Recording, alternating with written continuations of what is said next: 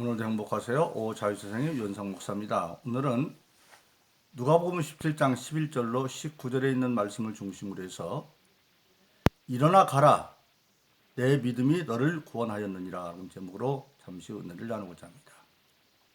저와 여러분들 우리 예수 믿는 모든 신앙인들은 예수님을 구주라 그렇게 부릅니다.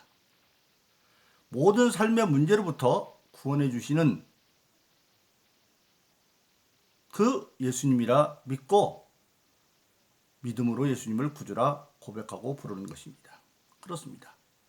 요한일서 3장 8절에 보면 죄를 짓는 자는 마귀에게 속하나니 죄를 짓는 자는 마귀에게 속한다. 그런데 이 세상에 태어난 모든 사람들이 죄 안 지은 사람은 단 한 사람도 없습니다.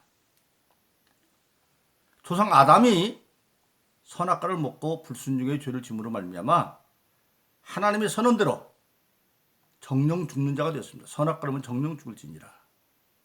그래서 아담으로부터 내려오는 유전죄가 있는데 그래서 시편 51편은 모든 사람은 어머니 태중에서부터 죄 가운데 태어난다. 유전죄를 가지고 태어난다는 겁니다. 그래서 유전죄를 가지고 죄인으로 태어나기 때문에 죄인이기 때문에 죄를 안 지을 수가 없어서 자범죄도 또 지켜야 되어져서 유전죄와 자범죄 가운데 우리 인간이 있습니다. 그래서 우리 모든 인간은 죄를 졌기 때문에 다 마귀에게 속해져 있습니다. 근데 그 마귀에게 속해 있는 우리를 구원하기 위해서 하나님의 아들이 오신 것입니다. 그래서 요한일서 3장 8절은 죄를 짓는 자는 마귀에게 속하나니 하나님의 아들이 나타난 것은 그 마귀를 멸하려 하십니다.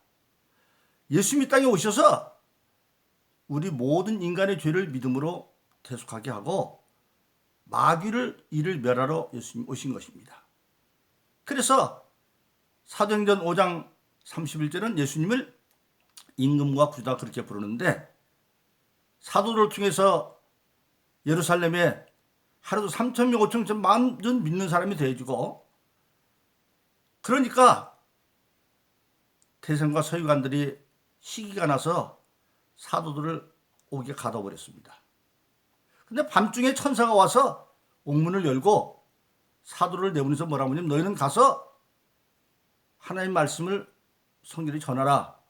그 말을 듣고 사도들이 순조에 새벽부터 나가서 성전에 사는 말씀을 가르칩니다. 근데 그것을 모르는 대제사장과 장로들이 다음날 그 사도들을 재판하려고 공의를 열어놓고 관원을 보내서 옥에 가서 데려오라고 말합니다. 가보니까 옥에 가니까 옥들도 다 서 있고 문도 잠겨 있는데 사도들이 없어요. 그때 어떤 사도가 오더니 어떤 관원이 와서 말합니다. 그 사도들이 지금 성전에서 하나님 말씀을 가르치고 있습니다. 그러니까 성전 관병을 불러서 잡아다가 세워놓고 위협을 합니다. 이 이름으로 예수 이름으로 가르치지 말고 그러니까 왜 가르쳐 너희들이? 그러면 우리가 예수님을 십자가에 못 박아 준 그 피가 우리에게 돌아오도록 너희들이 예수가 죄가 없다 그러니까 죄 없는 자 우리 주기가 됐으면 우리가 죄 없는 자 죽인 게 아니냐 그러면서 위협을 합니다. 그때 베드로와 사도들이 뭐라고 말합니까? 우리가 사람보다 하나님을 순종하시 마땅하다. 그러면서 그렇게 말합니다. 너희가 나무에 달려 죽인 예수를 우리 조상의 하나님이 살리셔서 우리 임금과 구주로 삼았다. 할렐루야. 구주로 삼았는데 그 예수님 누구냐? 임금. 어떤 임금? 세상 임금하고 다른 하나님의 아들로서의 임금이기 때문에 전능하신 임금입니다. 예수님이 전능하지 않고는 마귀를 이길 수가 없죠. 그래서 우리 모든 신앙인들은 예수님이 우리의 구주고 그 예수님이 믿음 안에서 절대 권력으로 죽은 자도 살리고 바람과 바다도 잔잔하게 하고 온갖 가지 병자를 고치는 그 능력으로 우리의 삶의 모든 문제를 구원해 준다고 하는 사실입니다. 그런데 그런 구주 예수 그리스도로부터 우리가 구원받는 삶을 살기 위해서는 어떻게 해야 되느냐? 오늘 본문 누가복음 17장 11절로 19절이 아주 자세하게 사례로 나타나져 있습니다. 예수님께서 이제 십자가 못 박힐 때 가까우니까 사마리아와 예루살렘 골짜기를 거쳐서 지금 사마리아와 갈릴리 골짜기를 거쳐서 지금 예루살렘을 향해 가고 있습니다. 그런데 그 조그마한 한 촌에 이르렀더니 거기에 멀리서 문둥병자 10명이 나오는데 9명은 유대인 출신이고 1명은 사마리아 사람입니다. 원래 사마리아와 유대 사람들은 서로 상종을 하지 않습니다. 예수님 태어나기 주전 BC 722년에 북왕조 이스라엘이 아수르에서 망합니다. 아수르가 북왕조를 멸망시키고 아수르 사람들을 곳에 이주시켜가지고 북왕조 사람들과 함께 혼혈민족을 만들어버립니다. 서로 혼인하게 만들어서. 그래서 그 혼혈민족으로 태어난 게 사마리아인이에요. 그래서 그 당시 유대인들은 사마리아인은 혼혈민족이 되어졌고 더군다나 그러면서 아수르의 우상들을 섬기기 때문에 교제를 안 하고 함께 있지도 않습니다. 그런데 지금 유대인 10명 문둥병자하고 사마리아인 1명이 함께 있는 건 뭐냐? 그 당시 문둥병자들은 일반인과 거처를 함께 할 수 없어요. 레위기 13장에 보면. 그러니까 같은 문둥병자들이기 때문에 그런 족속 간의 혐오를 물리치고 지금 9명의 유대인 문둥이와 그리고 사마리아인 1명하고 10명이 있는데 예수님이 지나가는 것을 멀리서 보고 왜 멀리서 보느냐? 가까이 갈 수가 없죠. 문둥병자니까. 레위기 13장 보면 문둥병자는 일반인에게 가까이 할 수가 없어요. 그러니까 멀리 서서 예수님을 만났어요. 멀리서 봤어요. 그리고 소리 높여 불렀습니다. 그런데 문둥병자는 코나 입이나 귀 같은 게 다 문드러지기 때문에 입이 문드러져서 크게 소리 지르기 힘들어요. 그런데도 크게 소리 질러서 선생이여 우리를 긍휼히 여겨주세요. 그랬어요. 그랬더니 예수님이 그들을 보시고 가라사대 뭐라고 말했냐면 가서 제사장에게 너희 몸을 보여라. 원래 레위기 14장에 보면 문둥병자들이 문둥병에서 나느냐 안 나느냐 판단하는 게 제사장입니다.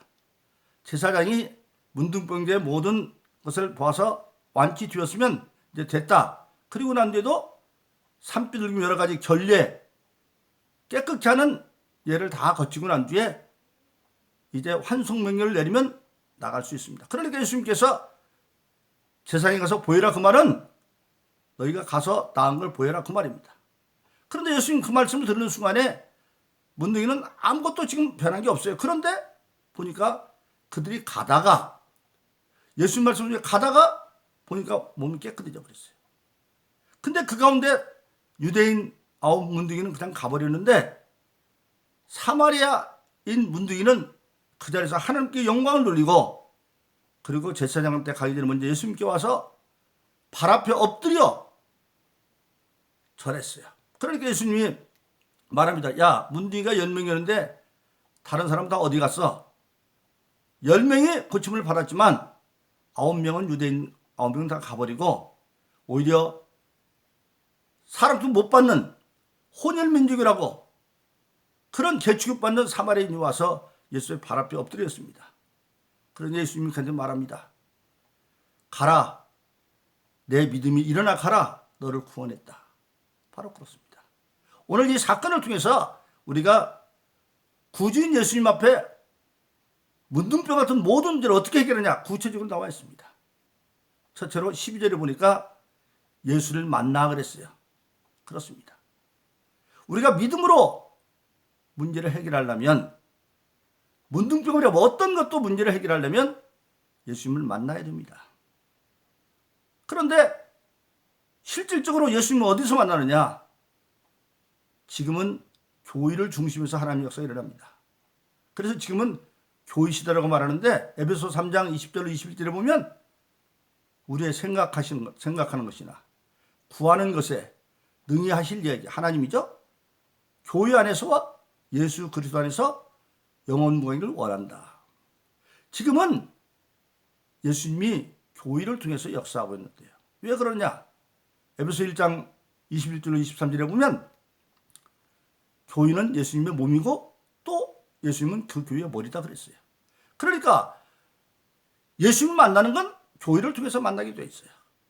그래서 우리 모든 신앙인들이 정말 또는 세상의 모든 사람들이 신앙으로 문제를 해결하려면 예수님 만나야 되는데 교회를 통해서 만나는 겁니다.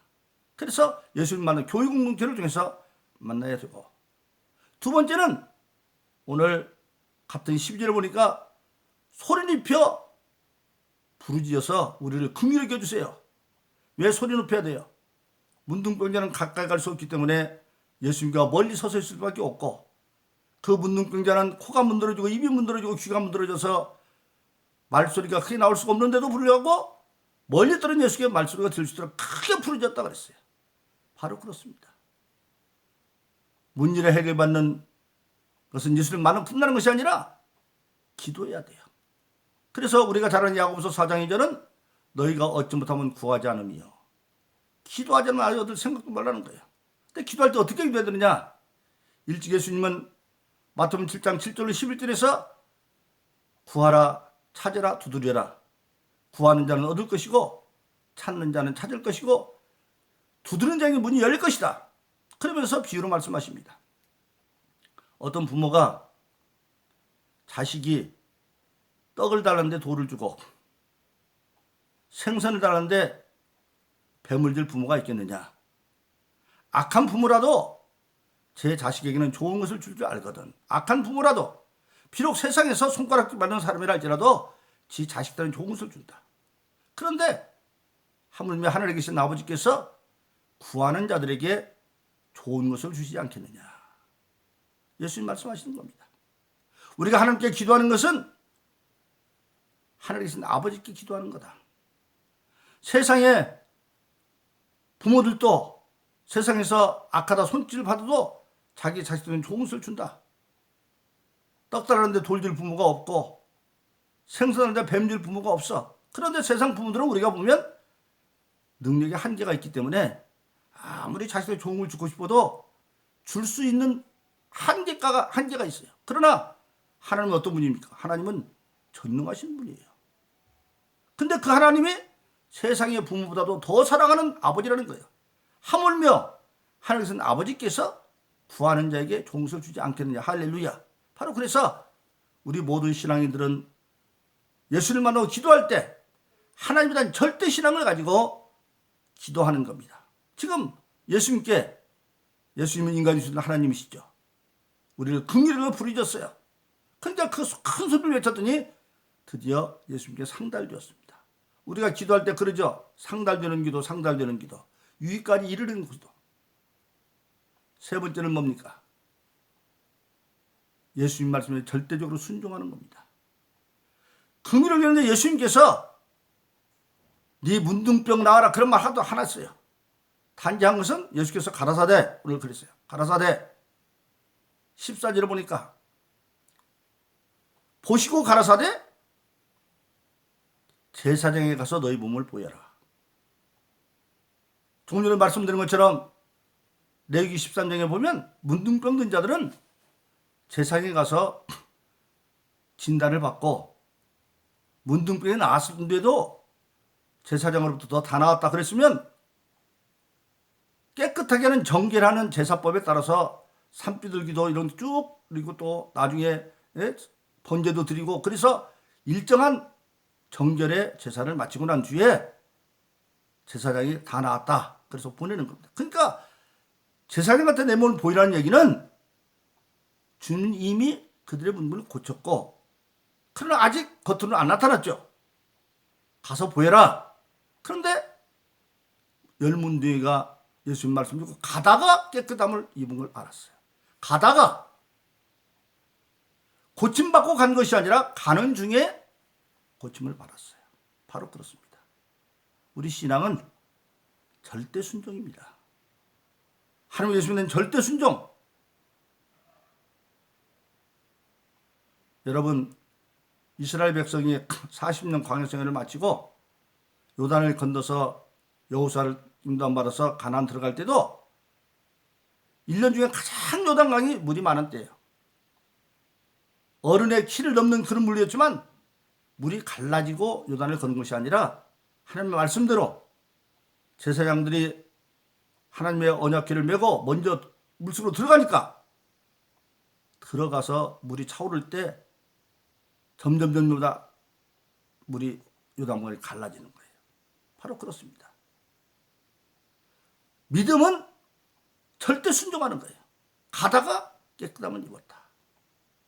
그런데 저도 하나님이 부족하지만 신윤사를 강해 주셔서 죽은 자 살아나는 것 말고는 또 문둥병증 말고는 거의 다 경험했습니다.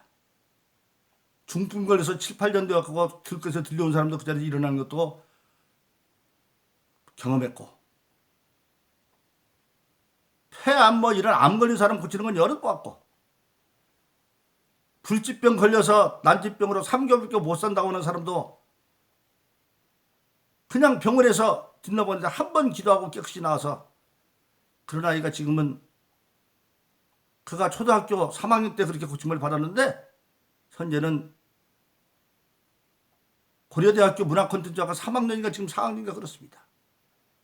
그리고 저하고 관계를 맺었다가 이민 간 사람들 많아요. 미국에 있는 사람들 있고, 여기서 정말 불치병 낫고 간 사람들, 암을 겪던 사람들, 조금만 해도 미국에서 전화가 옵니다. 전화로 기도해도 저를 사용하시는 말씀의 약속을 따라서 예수님을 기도하면 그들의 믿음과 합쳐져서 깨끗해져요.